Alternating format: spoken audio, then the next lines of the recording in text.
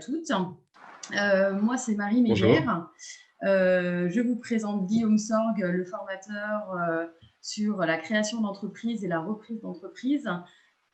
Aujourd'hui, on a organisé ce webinaire pour la simple et bonne raison que depuis le 1er novembre 2020, il y a une réforme sur les nouvelles réglementations concernant la formation et la reprise d'entreprise. Aujourd'hui, vous êtes présents et présentes parce que c'est une formation qui vous intéresse via une reconversion professionnelle ou une envie pressante ou pas, parce que ça peut être aussi à titre informatif de vouloir créer ou reprendre une entreprise, et donc nous sommes là pour vous accompagner. Donc aujourd'hui, on va aborder 4 points. Je vais vous présenter très brièvement LH Solutions, également les moyens de financement pour pouvoir financer cette formation, le contenu de la formation qui vous sera présenté par Guillaume, le contenu de la formation donc de façon détaillée en abordant l'ensemble des points. On va vous présenter également la nouvelle réglementation et on finira par un temps de questions-réponses. Donc, moi-même, Marie Meyer, je suis conseillère en formation et référente handicap pour l'organisme de formation LH Solutions. Nous sommes depuis peu certifiés qualité Calliope. C'est une nouvelle certification qui sera obligatoire pour tous les organismes de formation à partir de janvier 2022. Et je vous présente Guillaume Sorgue, notre formateur sur LH Solutions pour la création et la reprise d'entreprise. Voilà. On ne peut pas faire mieux. Juste pour me présenter aussi brièvement, donc moi je suis effectivement le formateur. Par ailleurs, j'ai créé plusieurs entreprises depuis quelques années et je conseille et j'accompagne un certain nombre de créateurs d'entreprises dans leurs projets, que ce soit via de la formation ou via de l'accompagnement en temps normal. Voilà. Donc, sur les financements de la formation professionnelle, du coup, aujourd'hui, vous avez la possibilité de vous faire financer via votre compte personnel de formation. Donc, c'est un compte qui appartient à monsieur et madame tout le monde. Ce compte-là est alimenté chaque année à hauteur de 500 €. Si vous ne l'avez pas encore fait, je vous conseille vivement d'exporter les heures DIF. Alors, c'était des heures que vous aviez sur le droit individuel à la formation. Il y avait pour obligation de les importer avant le 31 décembre 2020, pardon. Maintenant, il y a eu un petit changement à cause du Covid-19, etc. Vous pouvez les importer avant le 30 juin 2021. Donc, nous avons 6 mois supplémentaires pour faire cette modification-là et pour pouvoir vous permettre d'importer ces heures. Vous avez également la possibilité, pour ceux qui sont peut-être demandeurs d'emploi, de la faire financer via le Pôle emploi. Donc là, il vous suffit d'envoyer votre devis de formation et le programme de formation à votre conseiller Pôle emploi. Et celui-ci va vous demander de mettre en avant sur la plateforme Kéros, donc c'est une plateforme du Pôle emploi, les éléments concernant la formation. Et ça, c'est moi, organisme de formation, qui met en place sur votre plateforme. Il me faut juste votre numéro votre numéro de Pôle emploi et votre département pour que je puisse faire l'intégralité des démarches.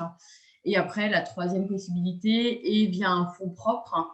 Donc, soit vous financez vous-même la formation, ou alors l'autre possibilité que vous avez, c'est si vous êtes dans le cadre d'une reprise d'entreprise, vous pouvez le faire financer par votre employeur. Ça, c'est les deux possibilités que vous avez sur du fonds propre, et ça peut être assez intéressant de pouvoir le financer de cette façon-là. Voilà pour les aspects de financement. Si jamais la moindre question au moment de la mise en place de la formation, bien évidemment, je suis là pour vous accompagner avec grand plaisir. Il ne faudra surtout pas hésiter à revenir vers moi. C'est mon cœur de métier de pouvoir vous accompagner sur le financement des formations et de pouvoir vous faire l'ensemble des démarches administratives. Voilà, Guillaume, pour moi, c'est tout bon. Je te laisse la parole. Du coup, gentil. Du coup, on va commencer à rentrer dans le vif du sujet, puisqu'on va parler du contenu en lui-même. Le contenu va s'articuler autour de 4 gros points. Le premier, c'est la mise en application de son idée. Le second, ça va être effectivement de créer sa société et de mettre en place le troisième, mettre en place son entreprise et quatrième, lancer son projet. Il faut savoir qu'une création d'entreprise, ce n'est pas forcément, j'allais dire, anodin pour tout le monde. Ça peut impliquer un certain nombre de responsabilités et avoir un certain nombre de conséquences. C'est pour ça qu'il vaut mieux être préparé avant de se lancer, fleur au fusil.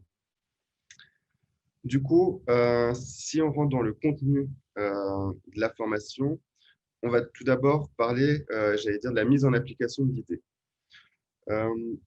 Dans cette partie-là, le début, c'est déjà vous expliquer ce que c'est que la création d'entreprise en France.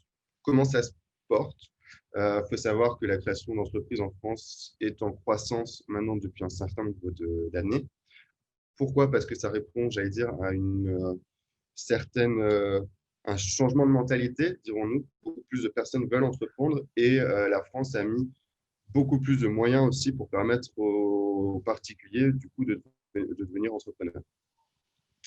Maintenant, il faut savoir que ce n'est pas anodin non plus, comme je disais tout à l'heure, et qu'il va y avoir aussi un certain nombre de cases. Alors, les chiffres que je pourrais vous communiquer au cours de la formation seront ceux avant crise, parce que je pense qu'effectivement, cette période sanitaire complexe risque de sacrément rebattre les cartes sur la partie création d'entreprise, puisqu'il faut savoir que jusqu'à l'heure actuelle, on avait déjà quasiment 50% des entreprises qui disparaissaient avant leur 6e année. Donc, il faut savoir que c'est prendre un risque. Maintenant, le but avec la formation, c'est justement d'éliminer les risques ou de les limiter au maximum pour que vous puissiez passer la 6e année sans difficulté. Dans cette première partie, on parlera aussi de vous, entrepreneurs ou futurs entrepreneurs. Et le but, c'est de vérifier votre adéquation avec le projet.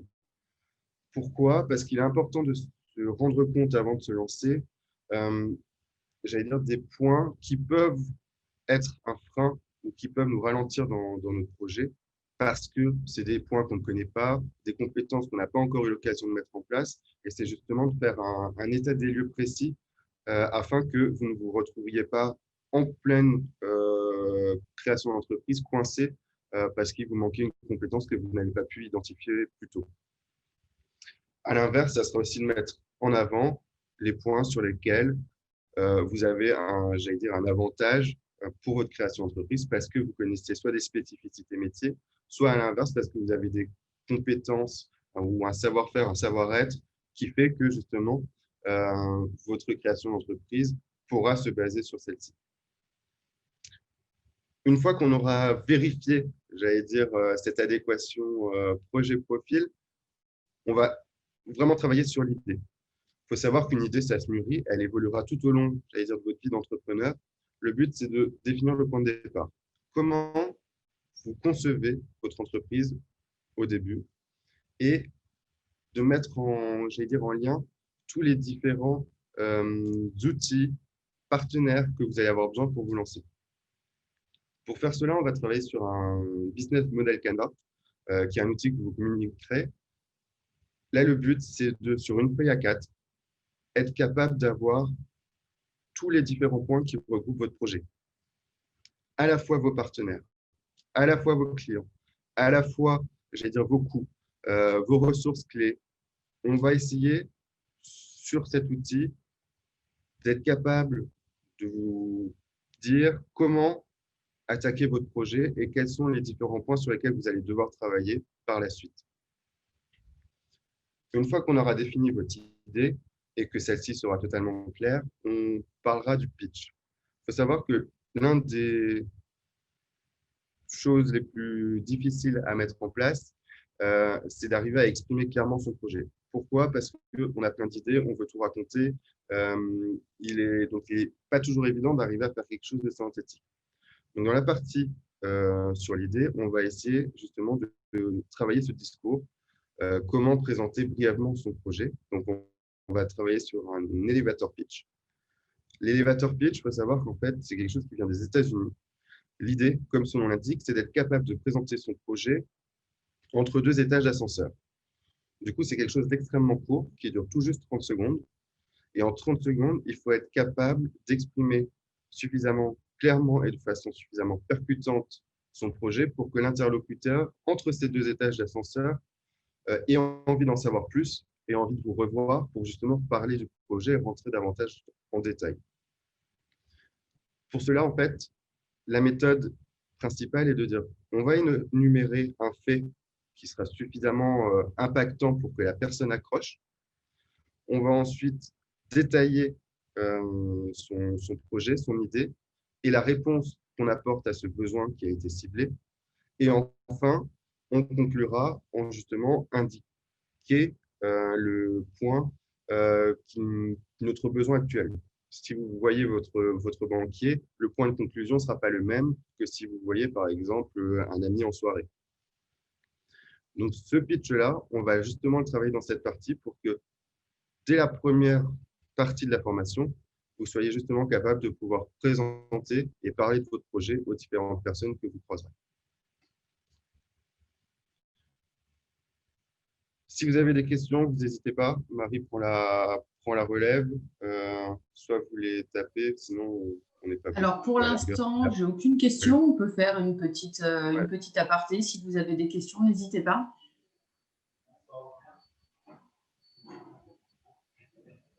Visiblement, pas de questions pour l'instant. Non, pas pour l'instant, non. Donc tu peux continuer et puis je te dirai. Très bien. Alors, pour continuer, ensuite, on va travailler sur la mise en application de l'idée. Là, ça va être essayer justement déjà d'étudier le marché. Qu'est-ce qu'un marché? Comment ça fonctionne? Qui sont les différents, acteurs du marché? Et justement, on va chercher après à l'étudier. On va l'étudier en réalisant une étude de marché. Le but dans l'étude de marché, ça va être de réaliser à la fois, une étude sectorielle pour savoir comment le secteur fonctionne. Alors, qu'est-ce qu'un secteur? Qui sont les acteurs? Le but, c'est de dire, sur mon secteur, il y a tant et tant d'acteurs, c'est lesquels, comment ils fonctionnent, pourquoi ils fonctionnent comme ça. Tout ça, c'est ce qu'on va rentrer dans l'étude de marché dans la partie sectorielle.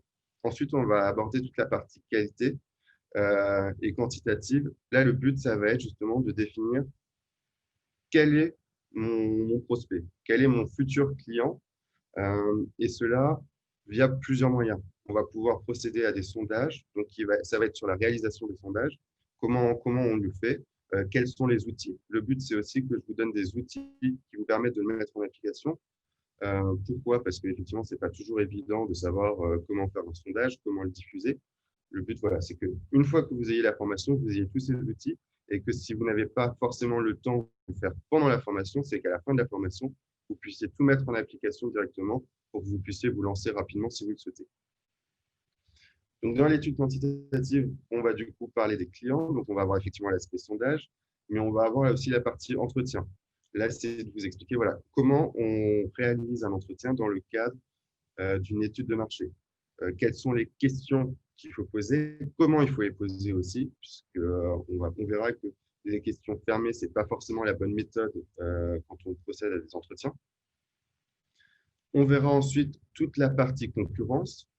Là, c'est de définir si, maintenant que j'ai toutes ces informations-là, est-ce que je peux me lancer sur le marché? Est-ce qu'il y a de la place? Est-ce que c'est déjà, surbooké et du coup, il faut peut-être arriver à trouver un espace ou un créneau où il y a effectivement possibilité de s'installer. Et pour ça, du coup, on fera un mapping concurrentiel. Le mapping concurrentiel a pour objectif, justement, d'essayer d'indiquer les zones blanches. Les zones blanches, c'est des endroits où, effectivement, il n'y a pas de concurrents ou peu de concurrents. Une fois qu'on aura défini son mapping, il sera important d'étudier cette zone blanche. Pourquoi est-ce qu'elle est blanche? Pourquoi il n'y a personne sur ce créneau-là? Si c'est parce que personne n'y a pensé, parce que mon idée est suffisamment novatrice, parce que j'ai identifié un besoin spécifique, ça vaut le coup d'aller sur cette zone blanche. À l'inverse, si c'est une zone blanche parce qu'il n'y a pas de rentabilité possible, si c'est parce qu'il n'y a pas de consommateurs, là, à l'inverse, c'est de dire, OK, il y a une zone blanche, personne n'y est, mais c'est parce qu'il n'y a juste pas de marché, il n'y a pas de client potentiel. Donc, quand on aura fait, les différents mappings, Le but, c'est voilà, c'est d'être capable de se dire, OK, très bien, là, il y a des zones blanches. Donc, c'est des zones où hypothétiquement, je pourrais me positionner parce que il y a de la place. Mais c'est de te dire aussi, voilà, j'y vais pas. En fonction de ce que j'ai pu voir du secteur, est-ce que ça vaut vraiment le coup de se lancer sur ce créneau-là? Une fois qu'on a fait cette étude de marché, on attaquera du coup le positionnement, c'est-à-dire moi, entreprise, comment je me positionne par rapport aux autres? Qu'est-ce que je propose de différent par rapport aux autres? Pour ça, on parlera des 4P. Alors, c'est un outil marketing qui existe maintenant depuis un moment et qui est utilisé dans le cadre des créations, entre autres, d'entreprises. On parlera aussi de ton évolution, parce que pour le coup, les 4P commencent à, j'allais dire, à dater un peu. Et il y a les 4C et les 4E qui sont arrivés. Du coup, c'est justement d'être capable de vous expliquer que les mentalités ont changé et l'approche positionnement a changé aussi, puisqu'il faut savoir que jusqu'à présent, on était dans une démarche où on poussait, j'allais dire, la consommation et on n'essayait pas de répondre à un besoin. Jusque dans les années 2000, la majorité des entreprises créaient le besoin. Là, effectivement, on est toujours dans cette démarche, mais on essaye avant tout de répondre à un besoin plus que de le créer nécessairement à chaque fois. Donc, il y a effectivement un changement sur cet aspect-là. Et en plus de ça, il y a un changement de la part des consommateurs sur leur façon de consommer. Effectivement, fut un temps, le seul moyen, j'allais dire, de se produire, de trouver un produit, c'était d'aller en grande surface ou dans des magasins. À l'heure actuelle, effectivement, on va avoir Internet qui a bouleversé tout ça. On va avoir la livraison à domicile. Et tous ces éléments, j'allais dire, de vente et ces canaux de distribution, il est important de les prendre en compte quand on crée son entreprise. Pourquoi? Parce que ça permet de générer des ventes complémentaires parce que nos clients réagissent peut-être différemment. Et tout ça, on va pouvoir justement le mettre en application via les 4P.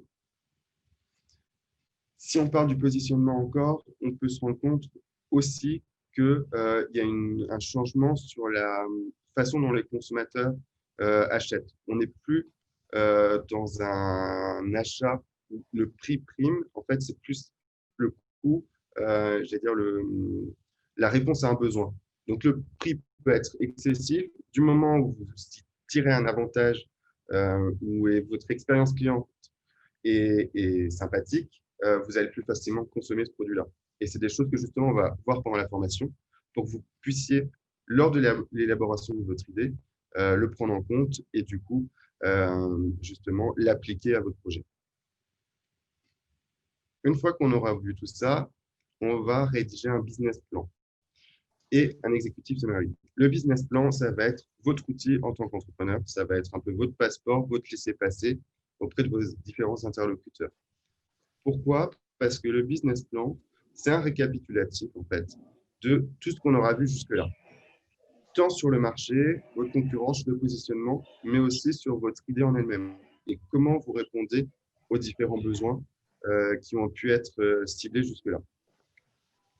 C'est quelque chose d'assez spécifique dans sa composition et d'assez normé. Et vous verrez qu'on vous le demandera quasiment systématiquement, ou du moins auprès de certains interlocuteurs.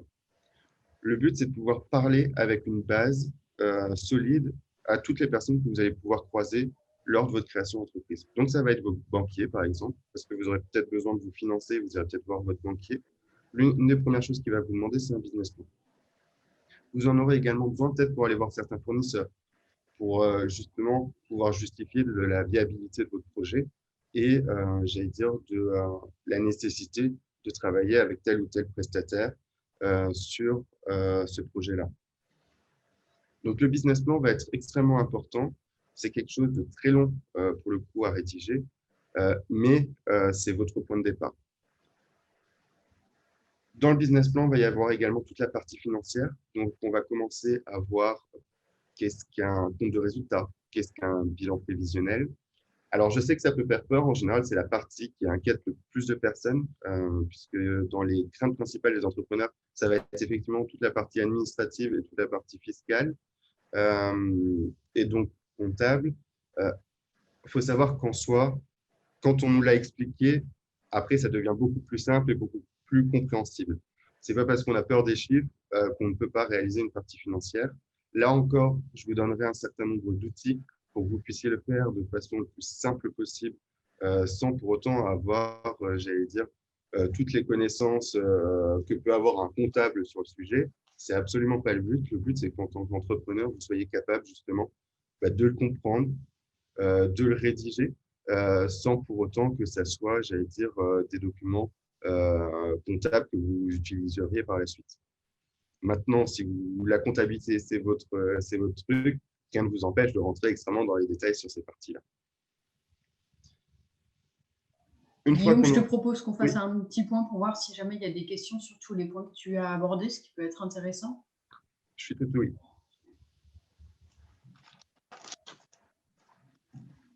Vous avez des questions? Bon, tout est clair pour le moment. Bon, écoute, je pense que tu peux continuer. J'ai peut-être parlé les chiffres, du coup, j'ai fait peur à tout le monde.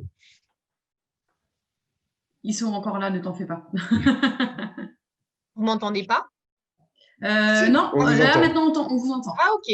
Voilà. Non, mais j'avais pas de questions, mais voilà, c'était pour dire que pour moi.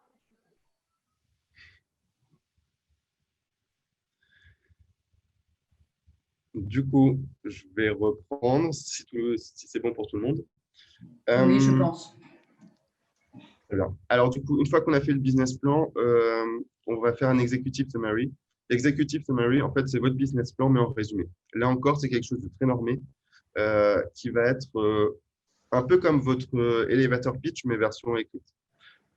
Ça va être tout au début de votre business plan. C'est un résumé synthétique qui reprend tout votre projet. Là encore, le but, c'est que quand vous allez présenter votre projet au banquier, en général, il va déjà lire l'executive summary. Si ça lui paraît totalement déconnant, il n'ira jamais plus loin dans la suite du business plan et il n'étudiera pas le projet. Le but, c'est que sur une page, vous soyez capable, là encore, de percuter, j'allais dire, de façon suffisamment positive votre interlocuteur ou la personne qui va le lire pour que justement, il ait envie d'aller plus loin, qu'il ouvre le business plan et qu'il ait envie de se concentrer dessus. Et du coup, qu'il puisse étudier votre besoin. Si c'est à la banque, votre financement, à l'inverse, si c'est un fournisseur, le fait de travailler avec vous. Donc, c'est un document qui va être extrêmement important et qu'il va falloir justement rédiger de façon consensueuse. La prochaine étape de la formation, c'est la création de sa société. Alors, effectivement, en France, il y a une multitude de formes juridiques qui existent. Et on fera déjà, dans un premier temps, le distinguo entre une entreprise et une société. Je ne sais pas si vous faites à l'heure actuelle la différence entre les deux.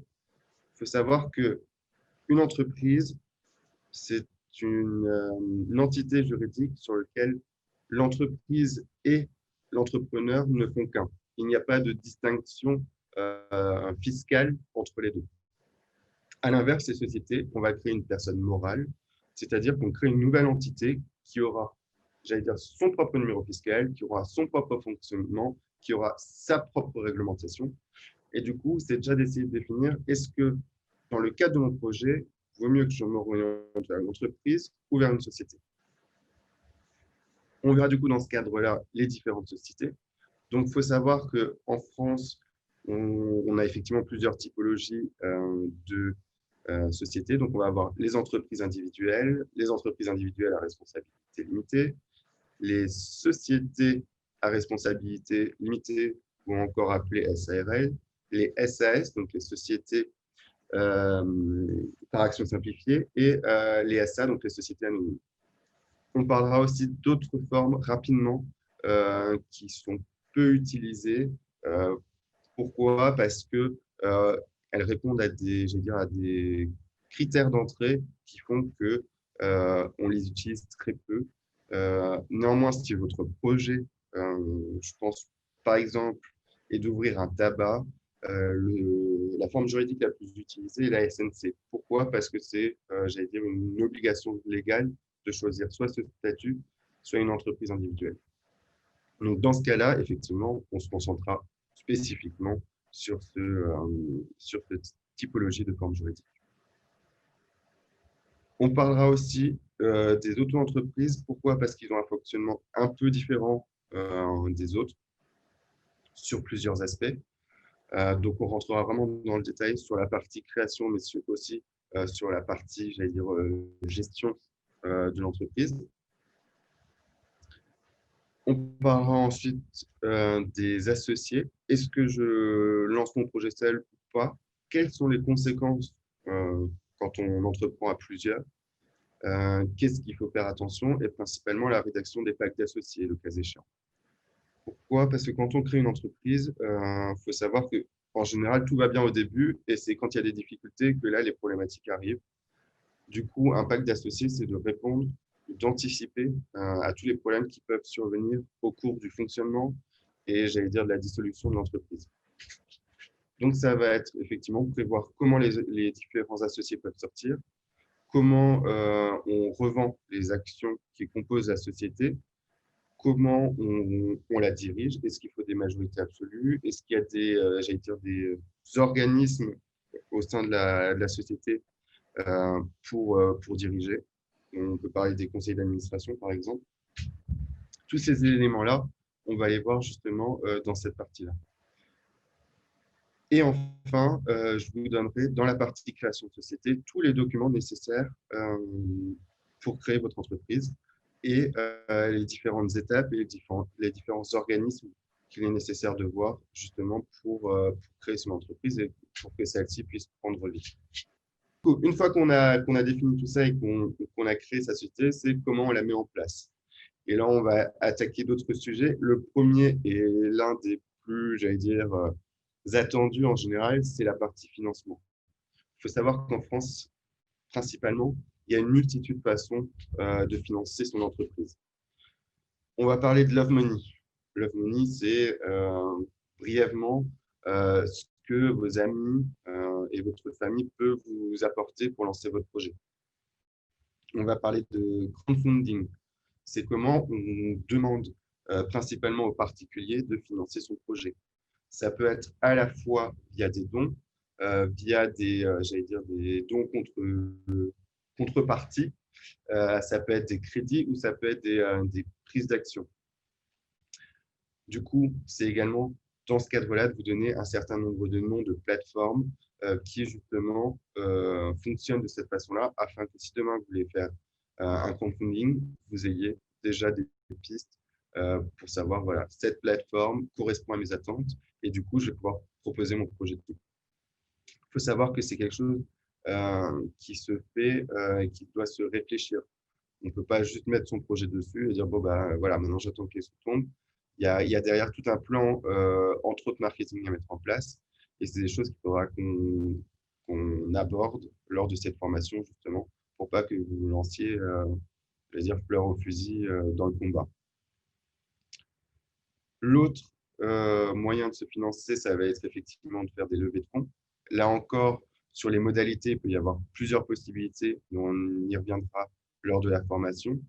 C'est quelque chose dont on entend beaucoup parler parce que les médias l'utilisent régulièrement, sans pour autant savoir forcément comment ça fonctionne et ce que c'est. Là, le but, c'est que vous soyez capable de comprendre déjà ce que c'est d'une part, et effectivement, de savoir si ça peut correspondre à un financement possible pour votre projet. Enfin, on parlera des différentes aides. Il faut savoir qu'en France, il y a beaucoup d'aides pour la création d'entreprises, ou pas exclusivement pour la création d'entreprises d'ailleurs. Les reprises d'entreprises, par exemple, le développement international, peuvent être aussi, j'allais dire, aidées de différentes manières, puisqu'il y a beaucoup de types d'aides en France. Ça peut être à la fois des subventions, des prêts d'honneur, j'allais dire des prêts garantis, ça peut être également j'allais dire des accompagnements ou des réductions fiscales ou sociales. Donc tout ça, on l'abordera là encore dans cette partie-là. Et enfin, j'allais dire le plus commun et le plus courant, on parlera des banques et comment se faire financer par une banque. Quelles sont les différentes conditions. Une fois qu'on aura de l'argent, après on penchera sur comment ça se gère et qu'est-ce que j'allais dire la comptabilité d'un nouvel entrepreneur. Là, le but, encore une fois, c'est pas que vous deveniez comptable. On n'est absolument pas dans cette démarche-là, mais c'est que vous soyez capable de comprendre les différents éléments d'une comptabilité. Qu'est-ce qu'un seul intermédiaire de gestion? Qu'est-ce qu'un BFR? Qu'est-ce qu'un fonds de roulement? Comment ça se calcule et qu'est-ce que ça signifie? Le but, c'est que voilà, si vous vous rendez compte que votre résultat d'exploitation est négatif, qu'est-ce que ça veut dire? Comment je peux intervenir dessus pour que justement mon projet reste viable et rentable. Donc, toute cette partie-là, effectivement, on l'abordera ensemble. On abordera aussi tout ce qui va être TVA et impôts. Pourquoi? Parce qu'en général, c'est des sujets un peu stressants. Donc, la TVA, c'est la taxe sur la valeur ajoutée. Tout le monde la paye, alors que forcément, tout le monde ne sait pas qu'elle existe forcément. Donc là, c'est de vous expliquer ce que c'est, comment ça fonctionne et comment ça fonctionne pour votre activité, puisqu'en fonction de votre activité, le taux de TVA n'est pas la même et vous la payerez ou pas. Et ensuite, c'est l'impôt sur les sociétés et l'impôt sur le revenu. En fonction de la forme juridique que vous aurez choisie, vous êtes nécessairement à l'un ou à l'autre. Dans certains cas, vous avez la possibilité de choisir entre les deux. Et du coup, là, le but, c'est de vous aider à prendre ce choix qui n'est pas toujours évident parce que en général, assez abstrait et pas forcément très limpide quand on attaque le par partenaire. Une fois qu'on aura vu cette partie-là, on finira avec les différents, j'allais dire, indicateurs qui peuvent vous permettre de gérer votre société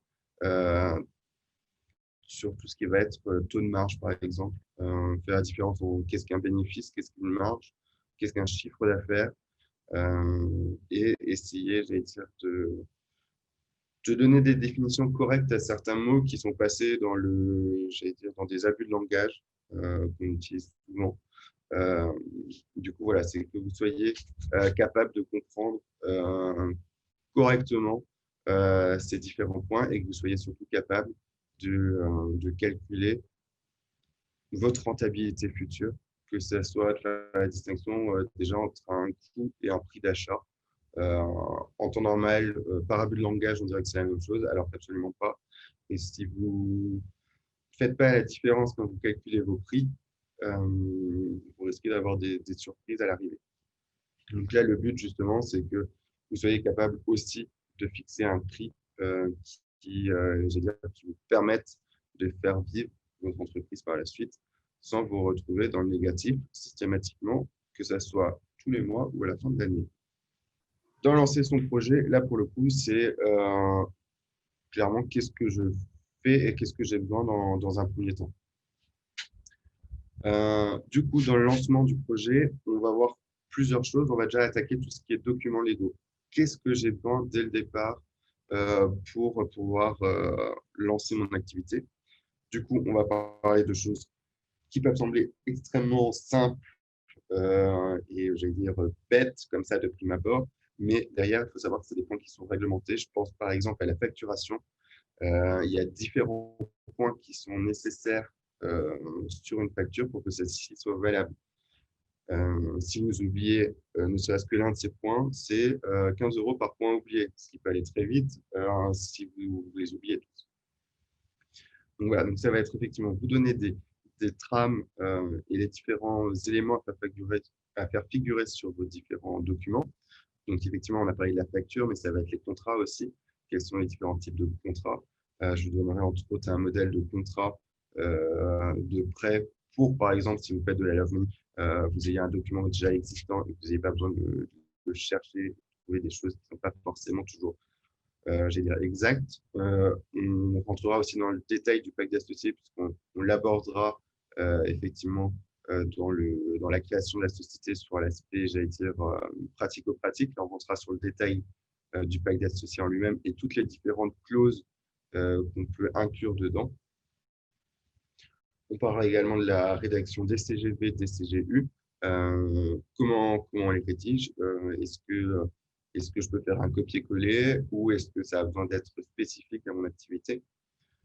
Donc, tous ces documents-là, on les verra justement ensemble dans cette dernière partie pour que quand vous lanciez votre activité, vous soyez déjà capable de faire un devis, une facture, que vous soyez capable de rédiger un contrat pour votre activité. Une fois qu'on aura vu ces points-là, encore une fois, on reste dans le pratico-pratique et on se penchera sur les différents outils et les différents indicateurs qui seront bons de mettre en place. Là encore, c'est d'être capable de créer des outils ou des indicateurs de gestion pour votre activité. Je ne sais pas si le KPI, les KPI, ça vous dit quelque chose. C'est des indicateurs de gestion de performance. Il y en a plusieurs. Il y en a des classiques, j'ai envie de dire, qui s'utilisent pour quasiment toutes les activités. Et il y en a d'autres, il faudra peut-être justement les adapter à vos activités parce que vous aurez peut-être des besoins spécifiques et besoin de contrôler ou de suivre un certain nombre de points. Quand on parle de KPI, l'un des plus courants, ça va être par exemple le panier moyen. C'est effectivement de se dire, bon, ben, voilà, le panier moyen, c'est-à-dire les personnes qu'elles commandent sur mon site internet ou qu'elles viennent en boutique ou qu'elles achètent dans mon restaurant, c'est est-ce que c'est 10 euros? Est-ce que si on prend un restaurant, est-ce que par client, il va dépenser 10 euros par repas ou est-ce qu'à l'inverse, c'est 25? Voilà. Le but, c'est de faire la moyenne de tout ça et c'est de se dire, bah voilà, je sais que mon client, quand il vient chez moi, quand il vient manger à ma table, en général, il repart par personne avec j'allais dire, une addition de 15 euros. À l'inverse, ça peut être aussi le panier moyen, mais sur le volume.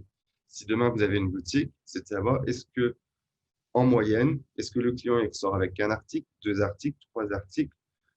Ça vous permettra à vous de vous dire, OK, je sais qu'un client, il achète un article. Ça veut dire qu'il faut peut-être que je travaille sur mes ventes additionnelles. Est-ce que j'ai suffisamment de produits pour mes ventes additionnelles? Est-ce que j'en parle? Est-ce que je les vends ou pas? Ou à défaut, c'est pas moi, est-ce que je les vends? Et justement, ça, c'est des indicateurs qui vont vous permettre d'essayer de suivre votre activité et de pouvoir intervenir de façon rapide sur des points précis. Sans ces indicateurs-là, il est quasiment impossible de savoir, bah voilà, est-ce que mon client il dépense beaucoup chez moi? Est-ce qu'il dépense pas du tout?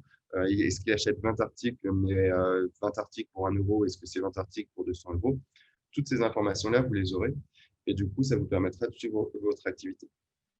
Puisque en tant qu'entrepreneur, l'une de vos tâches, j'ai envie de dire, ça sera justement d'être capable de suivre votre activité et d'être capable de réagir et de la réajuster aux besoins.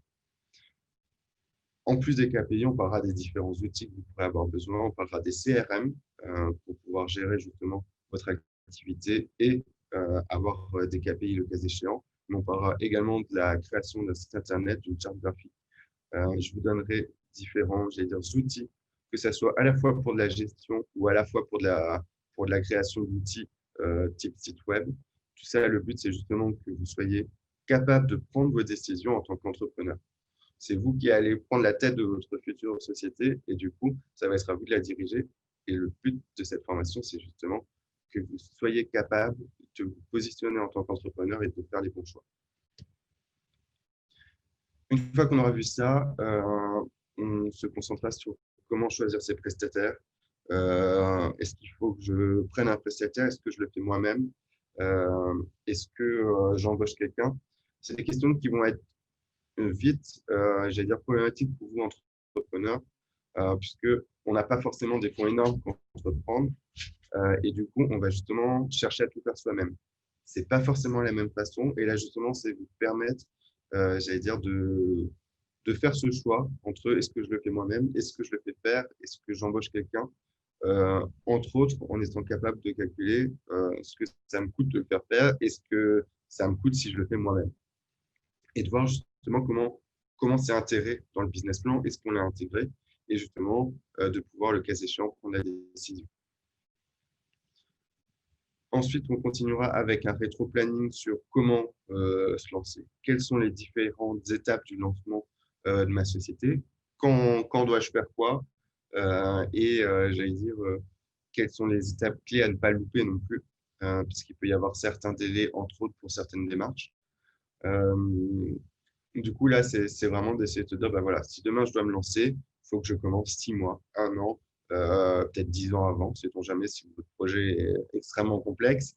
Le but, voilà, c'est que vous soyez capable, à un moment donné, de vous dire, OK, c'est bon, je vais me lancer. Et bah, du coup, je commence comme ça et toutes les étapes que j'ai à suivre sont celles-ci pour qu'à la fin, bah, votre projet puisse prendre vie dans les meilleures conditions possibles. Et enfin, je finirai sur cette dernière partie, sur la partie réseau. Il faut savoir que l'une des premières problématiques que va rencontrer l'entrepreneur, c'est qu'il va être seul ou va se sentir seul. Le sentiment est un peu moins important lorsqu'on le fait avec des associés. Maintenant, c'est quand même quelque chose qui va être très présent puisque vous allez avoir des problématiques que beaucoup de personnes ne vont pas comprendre parce qu'ils ne sont pas entrepreneurs en fait. Et du coup, c'est d'essayer de se créer justement un réseau avec des personnes qui vont avoir les mêmes problématiques que vous ou qui les auront déjà rencontrées, qui pourront vous apporter, j'allais dire, un début de réponse. Donc là, ça va être effectivement d'étudier les différents, j'allais dire, réseaux d'entrepreneurs qui existent, les différents, j'allais dire, sites ou forums qui peuvent exister sur la question, pour que justement, vous soyez capable de vous entourer, parce que ça va être ça votre vraie problématique, de vous entourer de personnes qui partagent vos craintes, ou du moins qui sont capables de vous apporter des réponses. Et ça va être également comment vous présentez-vous et votre projet lorsque vous vous rendez, j'allais dire, sur une soirée d'entrepreneur, par exemple. Comment je vends mon produit et mon idée. Puisque ce n'est pas toujours évident d'arriver à se vendre et vendre son produit. Donc, on reprendra un peu les bases, j'allais dire, du pitch, mais en essayant de le mettre en situation et en application dans une situation donnée. Voilà pour ce que je pouvais vous dire sur cette formation. J'espère avoir été clair. Visiblement, je l'ai été jusque-là. J'espère que je ne me suis pas dégradé vers la fin. Mais voilà, si vous avez des questions, je suis tout oui. Ouais, on peut laisser une partie d'échanges et de questions maintenant, avant que je vienne à expliquer la réforme sur la formation. Donc, allez-y. J'ai une question. Bonjour. Bonjour. Vous m'entendez? Oui, très bien. Oui, j'avais une question par rapport aux modalités pédagogiques. En fait, c'est une formation qui est individualisée ou généraliste. Est-ce que vous êtes vraiment sur l'accompagnement au plus près du projet de la personne ou c'est des documents que vous allez nous transmettre voilà, pour pouvoir ensuite avoir cette connaissance-là, mais derrière, il faut qu'on se débrouille. Alors, je vais apporter la réponse si Marie me le permet. Oui, bien sûr, bien sûr. Ça permettra pour le coup de faire la transition peut-être avec la partie suivante, puisqu'en fait, le changement de réglementation fait que, entre autres, on va travailler de façon individualisée sur votre projet. Là, pour le coup, c'est toute la formation, on va la mettre, j'allais dire, en lien avec votre projet. Le but, c'est que tout au long de la formation, on va dérouler ça par rapport à votre projet. Donc, tout ce qu'on abordera sera spécifiquement en adéquation avec votre projet. C'est pour ça que je vous disais que quand je parlais des formes juridiques, si demain vous voulez ouvrir un tabac presse, on se concentrera spécifiquement sur les SNC, qui est j'allais dire, la forme juridique demandée pour cette typologie d'activité. Puisque du coup, la réforme qui arrive, c'est qu'effectivement, on est dans une démarche où la personne qui entreprend doit avoir déjà un projet de création d'entreprise défini.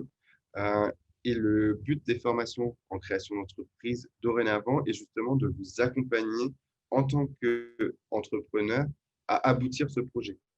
Donc, on est plus dans une démarche d'accompagnement individualisé que de formation, j'allais dire, généraliste, comme ça peut être le cas sur d'autres typologies de formation qui n'ont pas, j'allais dire, les spécificités de la création d'entreprise, où effectivement, en fonction du projet, en fonction de l'entrepreneur aussi, les différences d'une personne à l'autre sont extrêmement importantes. Ce qui signifie qu'en fait, il faut déjà avoir vraiment l'idée du projet et là, on est sur la mise en œuvre finalement. Il faut qu'il soit déjà bien pensé avec… Alors, il faut qu'il soit pensé, bien pensé, pas forcément. En fait, puisque dans la première partie, ce qu'on va faire, c'est essayer justement de structurer l'idée, j'allais dire, et de l'optimiser. Ce qu'il faut, c'est que demain, vous soyez capable, j'allais dire, entre guillemets, de dire, OK, mon objectif à terme, c'est, je ne sais pas, ouvrir un restaurant, c'est ouvrir une marque de prêt-à-porter, c'est ouvrir une boutique, c'est peu importe le projet, il faut que vous ayez, j'allais dire, un point cible qui soit suffisamment clair et défini pour pouvoir suivre la formation. Parce que la formation va justement s'articuler autour de votre objectif. Maintenant, si votre projet, c'est d'ouvrir un restaurant, par exemple, mais que vous ne savez pas si vous allez faire du mexicain ou du japonais, là, pour le coup, le but, c'est qu'à travers la formation, justement, on soit capable de le préciser.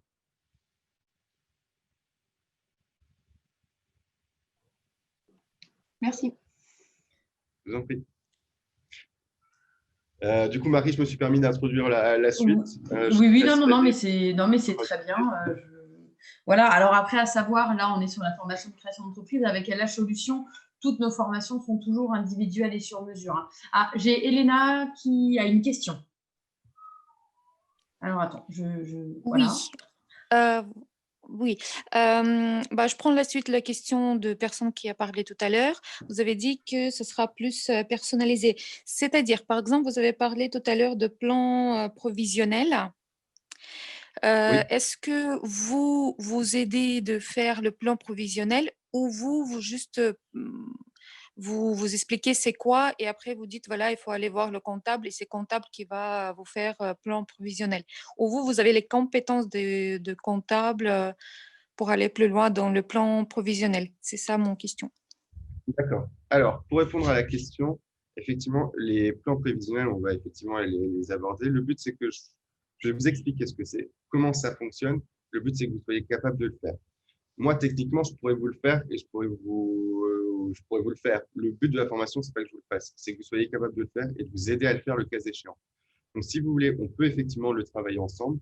Maintenant, si on fait le plan prévisionnel ensemble pendant la formation, c'est quelque chose qui peut être extrêmement long. Ça serait dommage de passer les 28 heures de la formation à rédiger un plan prévisionnel. Donc là, le but, ça va être vraiment de vous aider à le faire, que vous le compreniez, de vous donner les outils pour que vous puissiez le faire et que vous ayez une base, j'allais dire, pour le rédiger.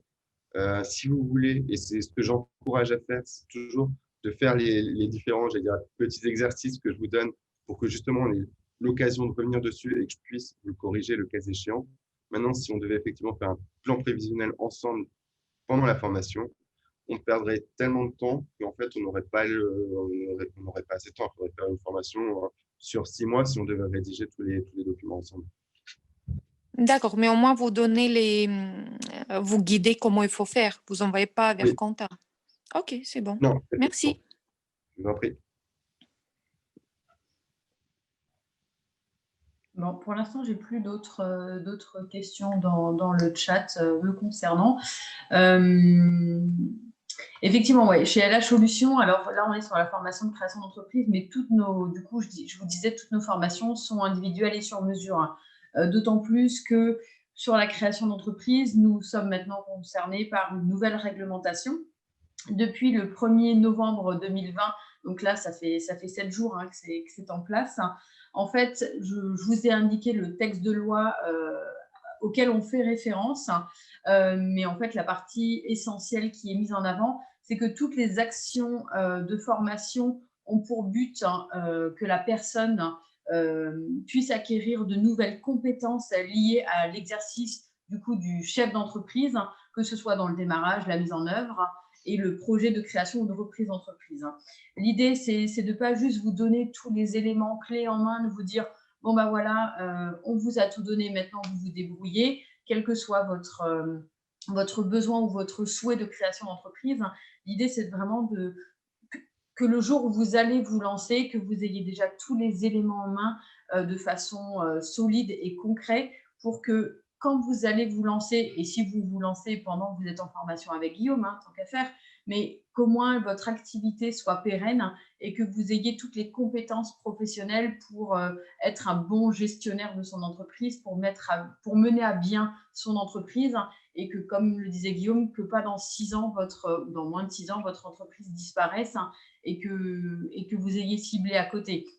L'idée de cette réforme et de la mise en avant de cette petite particularité est bien là. Je pense qu'ils l'ont mis en avant parce que de nombreux confrères peut-être ont développé ce type de formation et que finalement il y a eu un retour négatif sur ces formations-là et sur la mise en place de ces formations, et ce qui aujourd'hui arrive, et à juste titre, hein, c'est une réglementation de la formation. Et donc, toute la formation qui est mise en place par Guillaume et par LH Solutions, elle répond vraiment à l'indication qui est mise en place via le texte de loi que vous trouvez et via les actions qui sont mises en place. Vous avez vraiment un développement professionnel en tant que gestionnaire et de créateur d'entrepreneuriat. Voilà, Guillaume, si tu me dis si j'ai tout dit ou pas, tu peux compléter. Ça me paraissait clair, effectivement. Non, très bien. Est-ce que vous avez des questions? Voilà, maintenant, vous pouvez vous lâcher. Si vous n'avez pas compris, vous pouvez nous le dire librement. Après, ça peut être, je rebondis, mais ça peut être des questions sur la formation en elle-même ou sur les modalités. Marie est aussi là pour répondre sur les différentes parties de Sur la les modalité. modalités de financement, de mise en place de formation, je peux y répondre aussi. Hein. Guillaume, ce sera sur le contenu de la formation et moi, c'est sur la mise en place en termes d'achat de formation, gestion administrative, etc. Par rapport toujours aux modalités donc du suivi de cette formation, j'ai compris que c'était sur 28 heures. Du coup, c'est en fait un planning qui est déterminé à l'avance avec des rendez-vous peut-être hebdomadaires ou mensuels ou quelque chose qui se fait voilà, via je sais pas, une plateforme. Comment vous fonctionnez en fait? Tu veux répondre, Guillaume? Tu veux que je vais répondre du coup. Alors, en fait, ce qui se passe, c'est que il y a deux typologies de formation. Il y en a une qui va être sur 14 heures, une sur 28 heures. Sur 14 heures, en fait, ce qui va se passer, c'est qu'on ne va pas aborder la mise en application et le lancement de projet. C'est les deux points, justement, qu'on n'aborde pas en 14 heures. Dans celle de 28 heures, on va aborder l'ensemble des points. Pour ce qui est après du fonctionnement, on va fonctionner un peu comme aujourd'hui, c'est-à-dire qu'on va fonctionner avec un Zoom. Alors après, si vous préférez Skype, on peut utiliser Skype. Je ne suis pas à ce point difficile. Une fois que vous avez validé votre formation, on va justement faire le point, j'allais dire, de vos disponibilités et on va placer, j'allais dire, soit d'un coup toutes les formations parce que justement vous avez votre planning et on essaye de justement tout placer d'un coup, ou à l'inverse, on peut le faire petit à petit. Ça peut être une formation hebdomadaire, ça peut être 3, ça peut être 4, ça peut être tous les jours. Il n'y a pas de règle. Le but, c'est vraiment que ça soit le plus adapté, j'allais dire, à vos attentes. Donc, si maintenant, vous souhaitez tout voir en 2 jours, on voit tout en 2 jours. Si à l'inverse, vous préférez l'étaler pour que justement avoir le temps de travailler entre chaque session, votre projet et travailler sur les points qu'on a vus ensemble pour qu'on puisse revenir dessus, on peut le faire tout à fait. Donc, il n'y a vraiment pas de norme. Pour le coup, on définit vraiment ça entre vous et moi sur quelle modalité de fonctionnement on va mettre en place. Donc, ça peut être, et après, pareil, je suis relativement flexible sur les horaires. Ça peut être aussi bien en journée que le soir, voire le week-end si je sais qu'il y en a qui vont entreprendre en plus de leur emploi actuel. Et du coup, en semaine, c'est un peu compliqué. Donc, ça peut très bien être aussi le samedi, voire le dimanche, si vous le souhaitez. En espérant avoir été clair sur la réponse. Oui, merci. Voilà. Alors ouais, nous sommes de façon très flexible. Hein. On va pas je rebondis sur ce que Guillaume vient de dire, on va pas vous planifier un jour particulier avec des dates bien précises. Hein. Pour l'ensemble de nos formations, notamment en création d'entreprise, hein, on s'habituera vraiment à votre rythme et à votre accompagnement. On a des préconisations pour le bon fonctionnement, mais en fonction de votre besoin et de la mise en place, hein, on s'adapte avec plaisir à vos agendas, vos calendriers, vos besoins. Et quelles sont vos préconisations par curiosité? Alors, moi, la grosse préconisation que je vais vous donner, c'est ne commencez pas la formation et dans 6 mois, revenez vers Guillaume. Ça n'aurait aucun intérêt. C'est quand même que le rythme soit, alors pas soutenu, mais en tout cas, qu'il y ait un réel accompagnement et un investissement dans la formation pour mener à bien, en tout cas, la formation et l'objectif que vous avez. Alors, pour compléter encore ce que disait Marie, c'est qu'effectivement, il n'y a pas de rythme précis. Ça va dépendre aussi de votre capacité, j'allais dire votre envie de travailler par ailleurs. C'est-à-dire qu'on peut aller relativement vite et tout voir de façon constructive, Si effectivement, après la formation, vous avez le temps de vous pencher sur ce qu'on a vu et de faire, j'allais dire, les différents exercices pour qu'on puisse avancer comme ça rapidement, on peut quasiment le faire, j'allais dire, en une semaine, ça peut être faisable. Maintenant, effectivement, pas toujours évident d'avoir le temps de se reposer sur la question, ne serait-ce que dès le départ, sur la construction de l'idée. Je vais peut-être vous donner des pistes qui vont vous amener à transformer un peu votre idée. Du coup, c'est bien d'arriver à d'espacer un minimum de sessions pour que justement vous ayez le temps de construire, de réfléchir ce qu'on a vu ensemble. Donc, idéalement, si c'est j'allais dire, une session ou 2 sessions par semaine, sur plusieurs semaines, ça suffit largement. Après, effectivement, il y a des personnes qui ont fait la formation, qui faisaient ça dès qu'on avait fini la formation, et j'allais dire en une semaine, c'était fait, parce que effectivement tous les soirs, elle travaillait 4 heures après pour faire ces exercices entre guillemets. Donc ça dépend vraiment de vous, de votre disponibilité et du temps que vous voulez vous permettre, j'allais dire, de réfléchir sur les différents.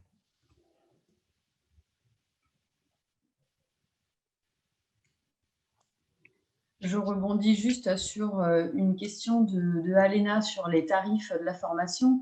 Donc, pour le tarif de la formation, pour les 18 heures de formation, nous sommes… ah, pardon, c'est Audrey. Pardon, Audrey. Donc, sur le tarif de la formation, pour les 14 heures, nous sommes à 1 800 € TTC. Alors là, il y a la distinction du TTC et du hors-taxe dont parlait Guillaume.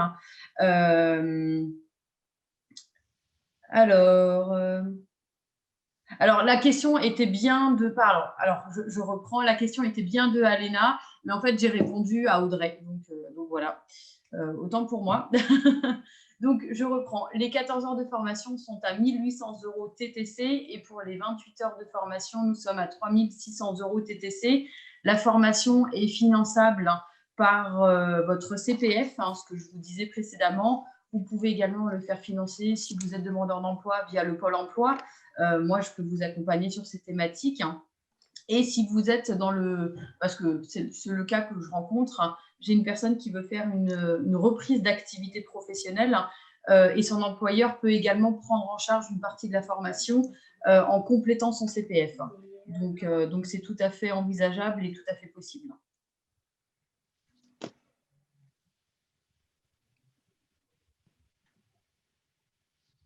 Est-ce que vous avez une question?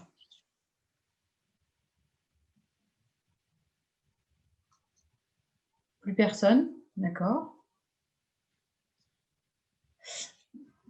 Du coup, si jamais je vais me permettre de conclure, je vous remercie déjà d'avoir été présent un samedi matin. On a fixé cette date bien avant le reconfinement parce qu'on s'était dit que ça permettait d'être plus disponible un samedi matin. Si on avait su que le confinement allait arriver, peut-être qu'on l'aurait fait un soir de semaine. Voilà. Donc, je vous remercie pour votre participation. Je vais me permettre, début de semaine, de vous faire parvenir de façon détaillée les 2 programmes de formation qui ont été présentés par Guillaume. Vous avez également les tarifs qui sont reprécisés sur ces documents. Si vous avez la moindre question, bien évidemment, sur un aspect financier, vous n'hésitez pas à revenir vers moi. Et pour la mise en place de la formation, à ce moment-là, bien évidemment, Guillaume pourra vous contacter. C'est ce qu'on fait avec chaque personne. On demande à chaque fois à ce que Guillaume contacte la personne qui souhaite suivre la formation pour qu'il y ait alors, du coup, une première présentation. Là, la présentation est allée plus loin que les premiers éléments en général. Mais en tout cas, avec plaisir, on se fera un plaisir de vous accompagner et d'être présent et de vous soutenir dans votre choix. Excusez-moi, juste une autre dernière question. Est-ce qu'on peut commencer cette formation sur 2021? Bien sûr.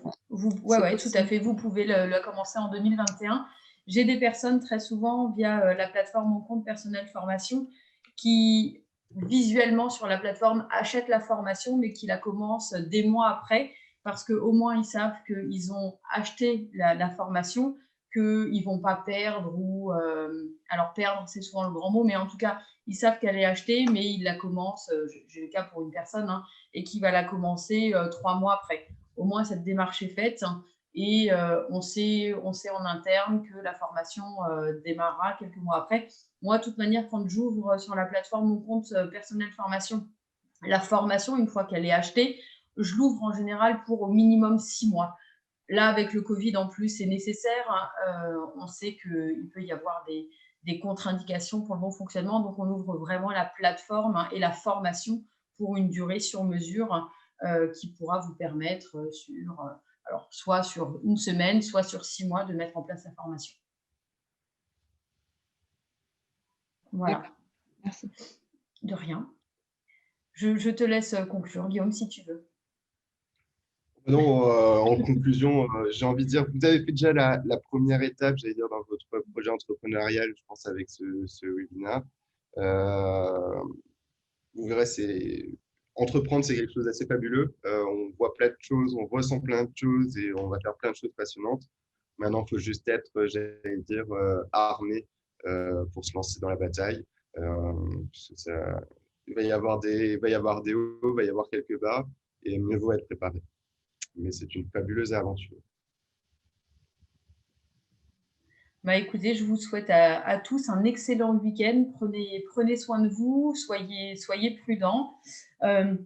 Et puis j'espère pouvoir vous retrouver très bientôt.